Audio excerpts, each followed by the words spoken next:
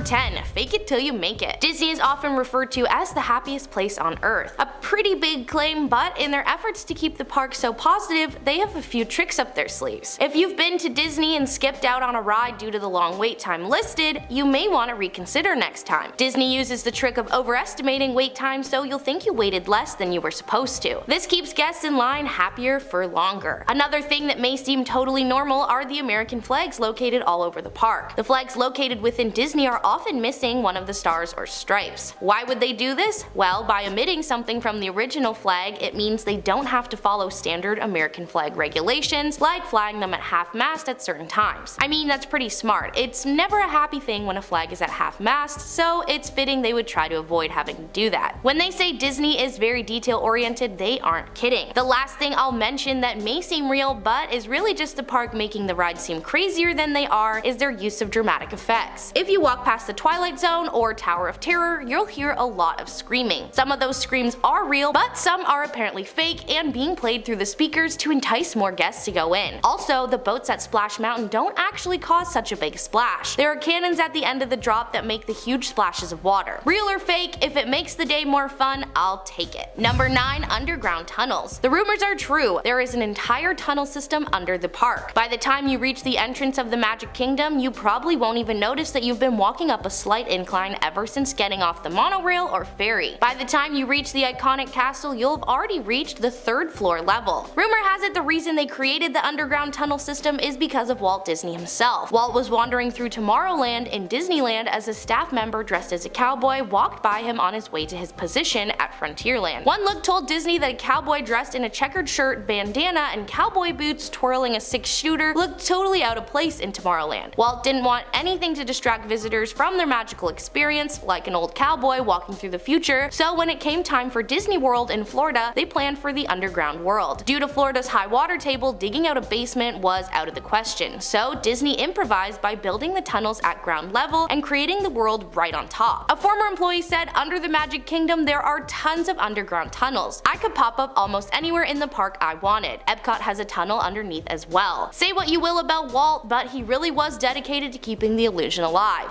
Number 8. No breaking character. I think we all know by now that Disney really wants to keep the illusion alive at all times. Having said that, have you ever thought about how the characters who have to wear suits all day don't get super hot? Well, the short answer is they do, but it doesn't matter. Staff members who have to wear large costumes, which I would imagine get pretty stuffy, have to simply ignore the heat and get on with it no matter what. One Reddit user shared a story and said, "A scuba instructor I had once told me that he applied for the job as Water Goofy on a Disney cruise. Water Goofy is simply Goofy who hangs out by the pool. But before he could accept the job, the scuba instructor had to agree that in the event he started drowning, he had to be carried away before lifeguards remove his costume. You know, so they don't upset the children. CPR would not be performed on scene." I mean, I understand no breaking character, but come on. I really think that in this situation, a few upset children would be worth saving the person's life. But hey, Disney doesn't mess around. The rule goes for employees at parks as well. If you're too hot or dying, do it somewhere else. Luckily, each character is always accompanied by a supervisor that helps them know where they need to go and when. So if things were really getting serious, the supervisor is there to help out. At number 7. Too many gators. Walt Disney World is located in Orlando, Florida. One thing Florida is known for is their alligators.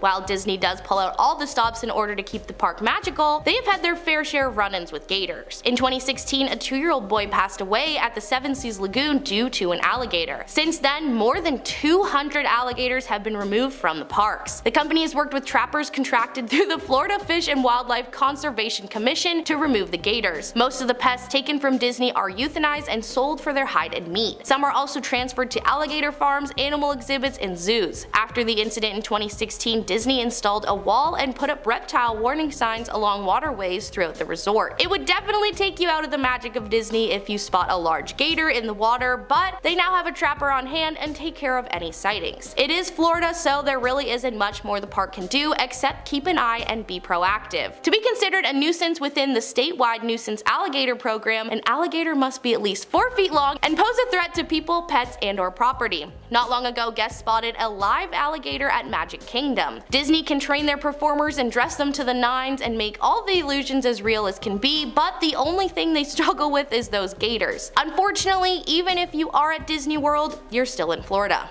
Number 6. Strict appearance rules. Dressing as a Disney princess sounds like a pretty good gig, and I think many who have had the job would say that it is. But they may also tell you it's a job that comes with a whole lot of pressure. Working as a Disney princess takes a whole lot more than just throwing on the dress and waving to the guests. All of the performers have to undergo several rounds of auditions, with staff usually having to play multiple characters in the park depending on the staffing. When auditioning, everything is being considered: your height, weight, voice, etc. In order for the character to get their voices just right, the performers will watch Disney movies of their characters and repeat the lines back. For most girls, the character's voice is higher than their real voice, so high that some women will go on vocal rest due to strained vocal cords. One former employee shared that despite participating in Disney's college program, she was never able to play a face character because she was too ethnic looking, despite being Italian. Disney favors light hair and skin people so they can play multiple characters. Another employee shares that many of her colleagues have been disapproved of working as face characters because they've either aged or gained weight. It's not a good job for your self-esteem, it sounds like. Apparently, they bring you in once a month, put you in the costume, and reevaluate you. If you're disapproved due to weight gain, you wouldn't be fired, simply switch to a more covered up character. This has led to employees feeling body shamed or that they need to take unhealthy measures to stay thin. Basically, Disney doesn't play around with continuity. The Cinderella you see in the morning will be the same you see in the afternoon, regardless if it's the same actor or not. At number 5. Painful costumes. Becoming a character from such loved Disney movies and meeting kids that think you're the real deal would definitely be fun. But I think the amount of fun you have as a staff member really depends on which character you are. Former character employees told Mental Floss that they've been basically beaten up by visitors and little kids, but the real wear and tear comes from the fur costumes. Apparently every character employee starts out as a fur character, and these costumes can weigh as much as 47 pounds. In 2005, the last year this data was available, the heavy suits were blamed for 282 injuries. One former fur character shared that while in costume she was punched, put in a chokehold, and had her shoulder partly dislocated and bruised 3 fingers. This performer eventually went to physical therapy for her shoulder and needed knee surgery thanks to the weight of the costume. That year, character performers across the 4 parks that made up Disney World reported 773 injuries total. 49 of those cited the heavy costume heads as the case of injury. Another performer once had to go on temporary disability leave after a guest picked her up and shook her while she was playing Minnie Mouse, resulting in whiplash from the weight of the mouse head. Of the 773 injuries, 107 were the result of some sort of aggressive behavior, whether intentional or not, from guests. I guess some Disney visitors get a little too into the fantasy and forget there are people inside working those suits. Luckily, they have rules in place of how long a performer can be in costume at a time before needing a break, which is usually no longer than 45 minutes. At number 4. Poorly treated princesses. The princesses in the park are one of the most magical parts of visiting Disney. Decked out with the dress, hair, and accessories, tons of kids and adults are able to make their dreams of meeting their favorite Disney princesses in real life come true. Unfortunately, like with most nice things, there's always someone right there ready to ruin it. Many employees, usually the women characters, say they've experienced inappropriate sexual behavior from park visitors. I know there are unfortunately few jobs that women don't experience this behavior, but the difference with Disney is they can't break character. Reddit user Little Bones wrote, "I was a Tinkerbell performer for Walt Disney World about 3 years ago, and I can't count how many times people would ask me what's under my dress or tried to touch me. I would always shame them to my PhotoPass attendant, their families, and the people in line by loudly exclaiming, 'You want to know what's under my dress? Well, there's pixie dust, of course,' or 'This man's a pirate, he's trying to reach the pixie dust that I keep under my dress,' and they'd walk away in shame like the creepy a-holes they are. It's pretty scary that they can't do much about the harassment,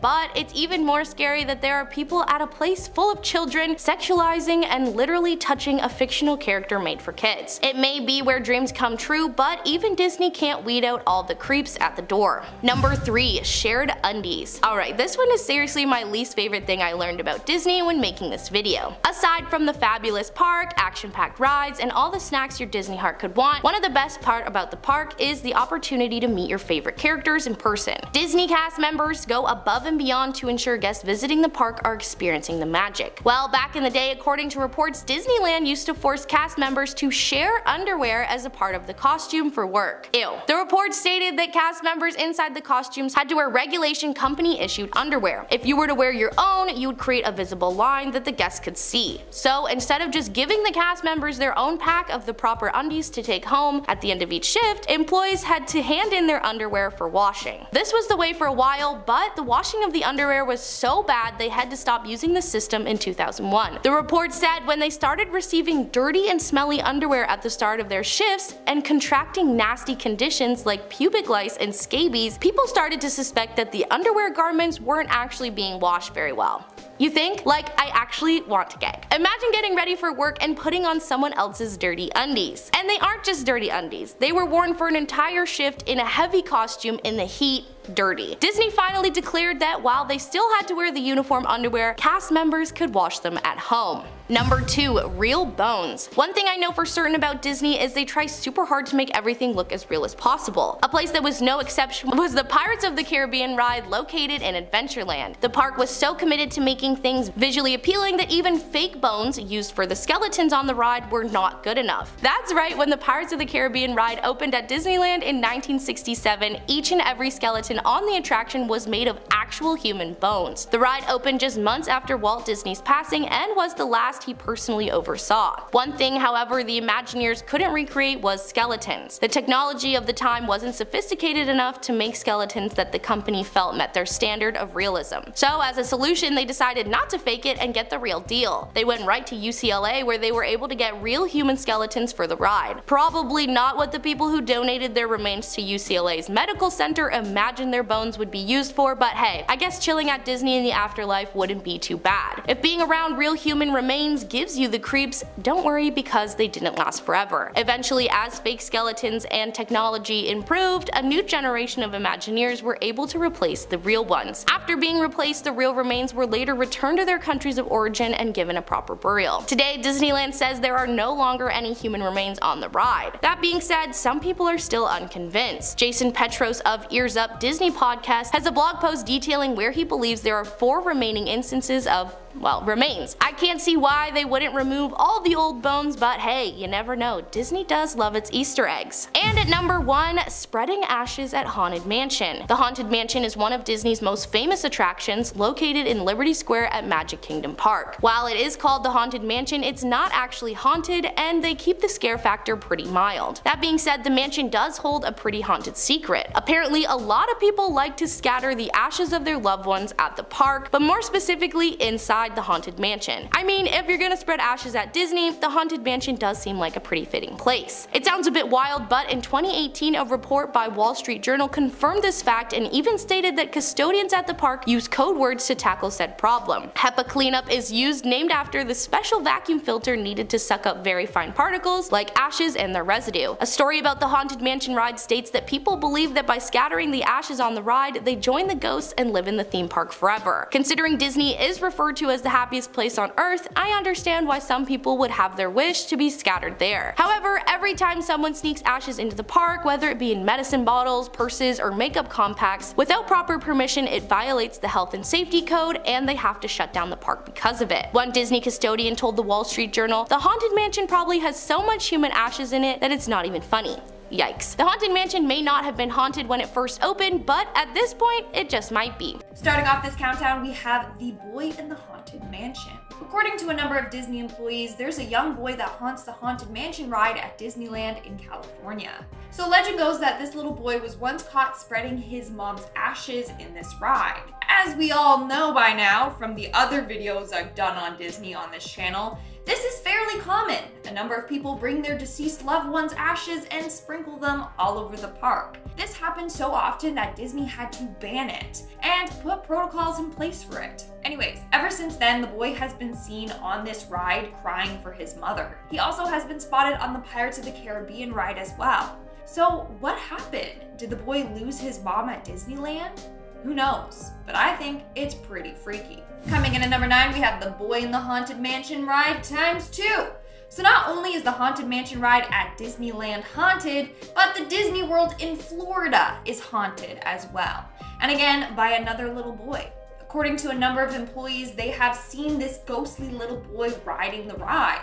In fact, they caught him on camera. So a worker there was taking photos of the ride for the Walt Disney World virtual visit. Upon reviewing the photos, she saw a ghostly little child peeking its head out. Keep in mind, there were no children around when this photo was taken.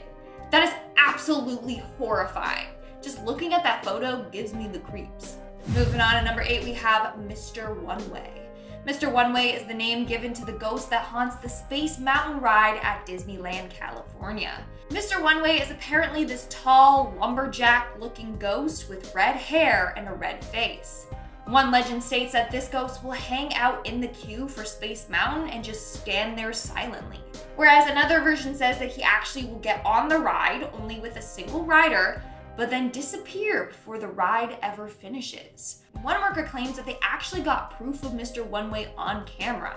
Surveillance footage shows a ghostly figure in an empty seat as the ride takes off. And according to the man beside the empty seat, he was talking to a man 5 minutes prior to the ride. At the end of the ride, the man was gone. So he was concerned and talked to a Disney employee, and they said that there never was a man beside him. And then they told him the story of Mr. One-Way. And then looking at the footage, they saw the creepy outline of Mr. One-Way. No thanks. I'm never going on that ride ever again. Coming in at number 7 today, we have Disco Debbie. This is another ghost that haunts the Space Mountain ride. Like, out of all the rides, why haunt that one? I don't know. Anyways, this ghost has been named Disco Debbie. Apparently, she's the spirit of a cast member that passed away on this ride. You know it's Debbie you're seeing because she gives off a green glow. I guess that's why they named her Disco Debbie, because she's like shining like a disco ball. I don't know. Anyways, apparently a number of guests have seen this woman through the old window that showed the star field in the indoor waiting area. Of course, they just thought she was part of the ride, but no, she's not. In our 6th spot today, we have the monorail runner. In June of 1966, a teenager named Thomas Guy Cleveland attempted to sneak into Disneyland for an event. I talked about this case in part 3, so if you haven't seen that video, go check it out. But basically, he climbed the fence and was going to get into the park by running along the monorail track. In the end, he was sadly struck and killed by an oncoming train. According to several monorail drivers, the ghost of Thomas can still be seen to this day. On a number of occasions, they have seen his ghostly apparition running along the tracks. Dude, why are there so many ghosts at Disney? Like seriously, it's the last place you think would be haunted. We are now at our 5th and halfway mark with Tom Sawyer's Island. In June of 1973, 2 brothers decided to stay on Tom Sawyer's Island after closing. After a while of being on the island alone, they decided to head back. But in order to do so, they would have to swim across the rivers of America. They attempted this, but sadly they both drowned. And now, apparently at night, you can see the ghosts of these 2 boys splashing around in the water. A number of cast members have reported these sightings thinking that someone was actually drowning, only for the brothers to disappear before their eyes. And I thought crocodiles were the only thing we had to fear in the waters at Disney, but obviously not. In our 4th spot today, we have the People Mover Ghost. The People Mover ride was a transport attraction that was up and running at Tomorrowland in Disneyland, California until 1995. Only a month after it opened in 1967, a guest tripped and fell onto the tracks and was hit by an oncoming train and sadly killed. Apparently now the ghost of this guy haunts Tomorrowland, and he likes to torment the guests, but not everyone. Only teens with blonde hair. I guess that's his type. A number of people have had this ghostly boy pull at their blonde hair. So all my blonde babes out there, you better watch out. In our 3rd spot today, we have the Ladies. The Ladies is the name given to a group of white-haired ladies that haunt the grounds of Disney. We don't know who they are or why they haunt Disney, but they do. They say that when these ladies appear, a sense of dread can be felt by whoever sees them. So far, they haven't done anything sinister, but we don't know what they want with the park. Also, they show up periodically. They may be there for one day and then not show themselves until several years later. Maybe they're just a friendly group of old ladies that love Disney and still want to visit the park from beyond the grave. Let's hope it's that, and that they're not seeking revenge on Disney and the park goers. Hey, maybe they're Walt Disney's friends and they just meet up with him every year for a cup of tea. Who knows? In our 2nd spot today, we have the Woman in White. The Woman in White is the name given to a lady often wearing a 19th century white gown. She apparently haunts Main Street at Disneyland, but we for sure know that this lady is a nice ghost. Legend goes that on a number of occasions, she has guided lost children to the Disneyland Baby Care Center, where they were then reunited with their parents. Reunited and it feels so good. Sorry. So if you do happen to run into this ghost, don't worry. Apparently she's nice. And in our number 1 spot today, we have the heart attack. Did you know that the Haunted Mansion ride used to be so scary that it gave someone a heart attack? According to a number of Disney workers, they have heard this creepy legend surrounding the Haunted Mansion ride. Legend goes that before the ride was open to the public, they had some people go on the ride and test it out. Well, one woman was so scared that she had a heart attack and died while on the ride. As a result, the ride went under construction for several more years before finally opening in 1969. So apart from the fake ghosts that the ride has, there are also a number of real ghosts that haunt this ride, like this poor woman. Starting off this countdown, we have Animal Kingdom. Disney's Animal Kingdom is said to be the largest theme park in the world, covering 580 acres. There you can find an abundance of cute animals. But here's the thing, the park once got in a lot of trouble when it first opened in 1998 because they experienced a wave of animal deaths. In a short time frame, a bunch of the park animals were dropping dead. Now, Disney claimed it was only 12 animals, but in reality, it was closer to 30. This included rhinos, hippos, antelope, gazelles, and cheetah cubs. Now, you're probably wondering, how come these animals passed away?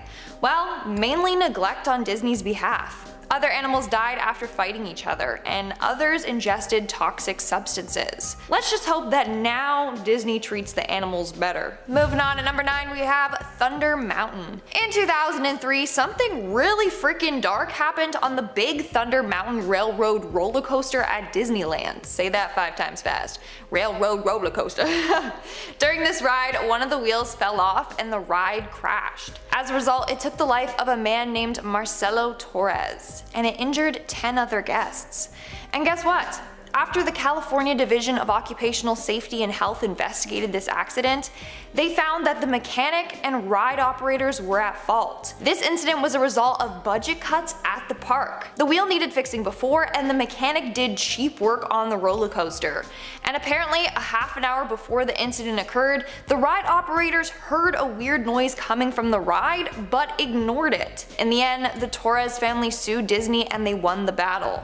Imagine that though, Disney trying to cut corners on their rides. Like, that doesn't make me feel safe at all. In our 8th spot today, we have the Initiation. Believe it or not, but Disney is known to have some pretty terrifying hazing and initiation rituals for new staff members. But the initiation is not what you think. The staff are mentally and physically tortured. For starters, they go through this intense training process in which they learn all the do's and don'ts of being an employee, like learning scripts word for word without adding words or substitutes or like ums. You can't do any of that.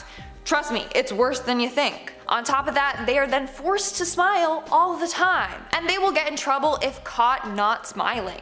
And of course, during this week or so of hell, you got other employees pulling pranks, making you wish you never applied for this job in the first place. Moving on, at number 7, we have the Ghost of Epcot. As you probably have noticed by now from the other parts in this series, Disney is incredibly haunted. Like, there are hundreds of ghosts that haunt the parks. For this one, let's talk about the little girl and boy that haunt Spaceship Earth at Epcot. A number of people have seen a small girl with long blonde hair riding in one of the cars. They've also seen a boy run in front of them only to vanish into thin air. Pretty creepy, am I right? In our 6th spot today, we have California Screamin' Attraction. Way too many accidents have happened on Disney rides. It's actually pretty scary and makes me never want to go on roller coasters ever again. Now, let's take a look at the California Screaming ride, which is at Disney's California Adventure. Some of you probably know it by the new name Incredicoaster, because they renamed it to that for some reason. Anyways, there was one pretty creepy incident on this ride where it malfunctioned and a train ended up smashing into another. As a result, 15 guests were sent to the hospital. Like, imagine that, you're at Disney chilling, trying to have a good time, and next thing you know it, you're in the hospital. It's horrifying. We're now at our 5th and halfway mark with the Mickey and Friends parking structure. In 2012, a young man's body was found at Disneyland's Mickey and Friends parking structure.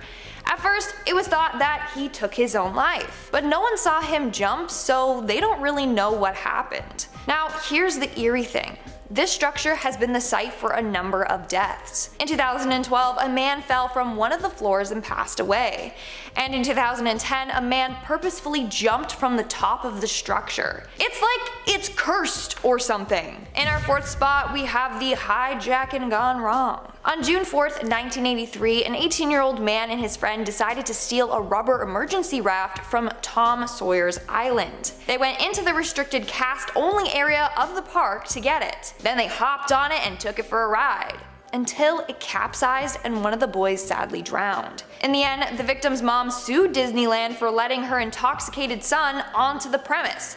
And also, she sued the travel agency, who she claimed didn't arrange the trip properly and weren't supervising the teens. In the end, she ended up winning the lawsuits. Moving on to number 3, we have the Disney Hotel, another place associated with Disney where a number of people have died.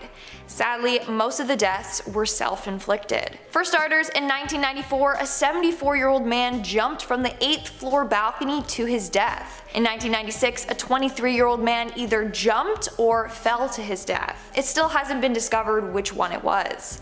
And in 1998, an employee jumped from the same floor as that previous man. But this employee actually survived the jump. I don't know what's up with this hotel, but countless guests have died there. It makes it seem like something sinister is going on there, or it's cursed. In our second spot today, we have the Tower of Terror. Of course, this ride is haunted. I mean, it's pretty creepy on its own. I swear, ghosts like to haunt the scary rides like the Haunted Mansion, the Tower of Terror, you get it. Why don't they haunt the little teacup spinning ride or the Flying Dumbo ride, you know? Anyways, rumor has it among employees that they often see a ghost wandering around the Tower of Terror after hours. On a number of occasions, staff have seen this man. They call out to him, but he doesn't reply. Then he disappears right in front of their eyes. Yeah, no thank you, no. And in our number 1 spot today, we have the Roger Rabbit ride. In September of 2000, a young park guest ended up falling out of Disney's Roger Rabbit's cartoon spin ride. Now, he did survive the initial accident, but was left with very serious injuries. When he fell out of the car, the ride rolled over him and folded his body in half. He was stuck under there for 10 minutes before someone came to free him. He went into cardiac arrest and was left with serious brain damage. After that incident, he never walked or talked again. He passed away several years later as a result of these injuries. Of course, Disney is to blame for this. They said medical personnel arrived on the scene way too late. Things may have been different if they got there faster. This accident caused a lot of their emergency protocols to change. Starting us off, in at number 10 is cast members who get to experience the rides after dark. And by get to, I mean have to. They're absolutely forced to.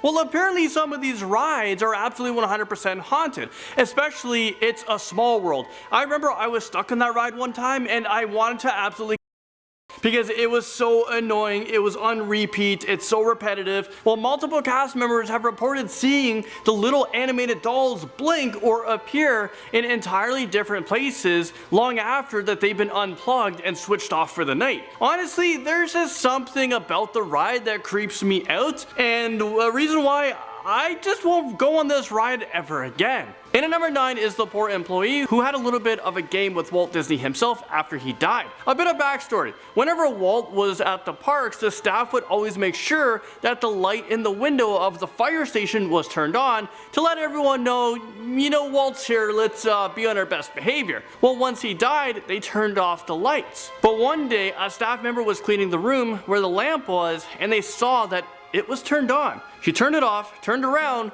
and when she turned back, it was switched on again. This would freak me out. She again turned it off. I wouldn't do that. I would just run like crazy, not look back, put in my resignation, and I'd probably go work for Microsoft or something. Well, something inside her was telling her that Walt was letting her know that, hey, I'm still here.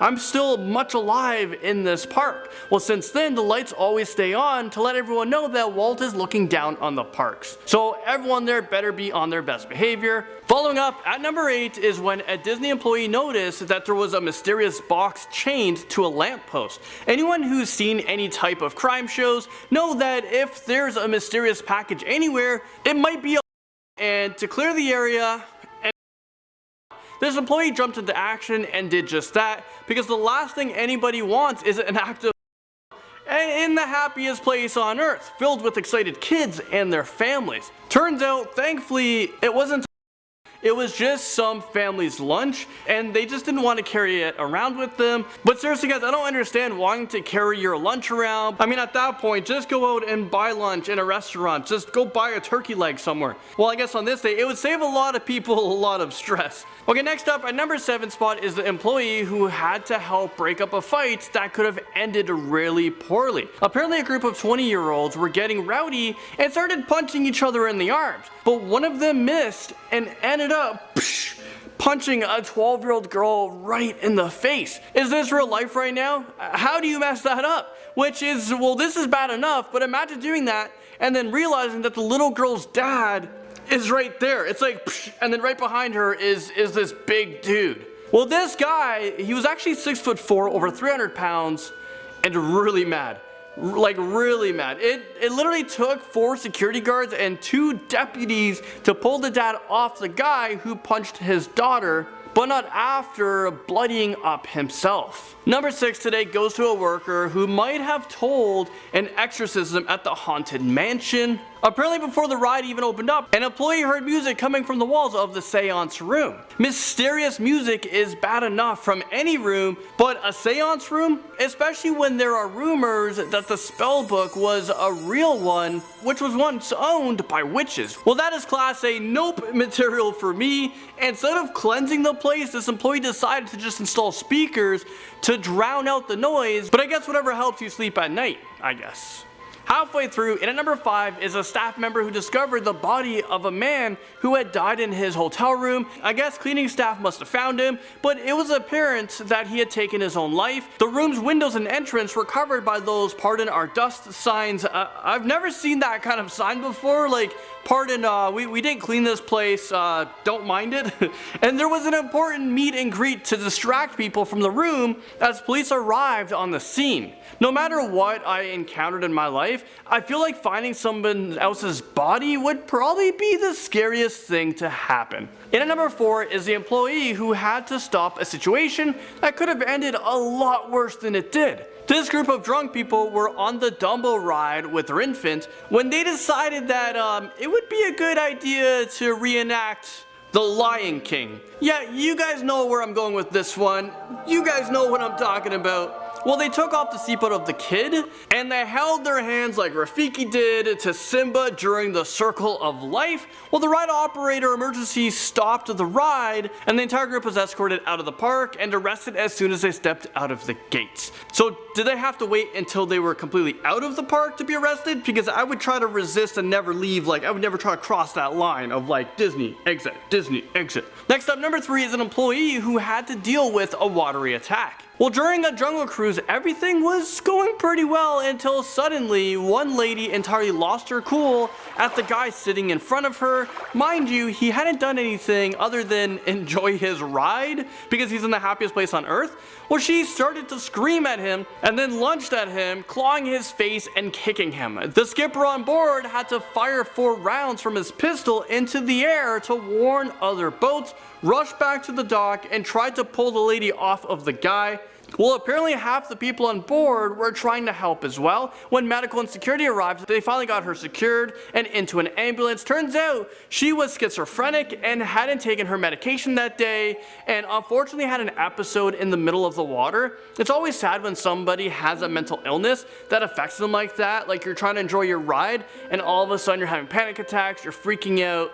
But I can't even imagine how scary that would have been for staff and customers as well, who may not be experienced with understanding what that person is going through. Number 2 today goes to an employee who had to deal with the aftermath of something truly disgusting. Apparently in line at one of the rides, a fully grown man decided to take a poop in the corner of the pre-show, which is pretty damn disgusting, especially when you remember that Disney is filled with kids, and kids are curious, and they like to satisfy their curiosity by finding things and putting it in their mouth. Yeah, so one kid actually saw the poop and decided it was snack time. The mom rushed the kid to the staff washroom in a panic where the employees were just staring in shock. If I was the employee in that situation, I wouldn't do anything at all because I would just be in total shock. My mouth would just be like, is this real life right now? Did that guy really take a And finally, in a number 1 spot is a cast member who met their tragic end at one of the shows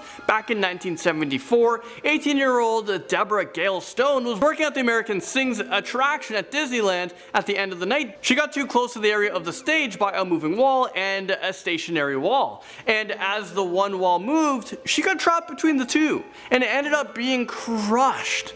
Nobody was in the theater with her, but the ride operator next door heard her screams and rushed to help. But unfortunately, they were too late. Eventually, the solid walls were replaced with, breakable ones to prevent a tragedy like this, one to prevent someone getting squished. I don't know who thought of this. There should be like a fail safe or like pressure sensors. Like, you know how you have a garage door and something's underneath it, it would go and then all of a sudden stop because there are sensors? Well, they definitely should have had one in place. Well, it was rumored that Deborah now haunts the attraction and now can be heard telling others to be careful.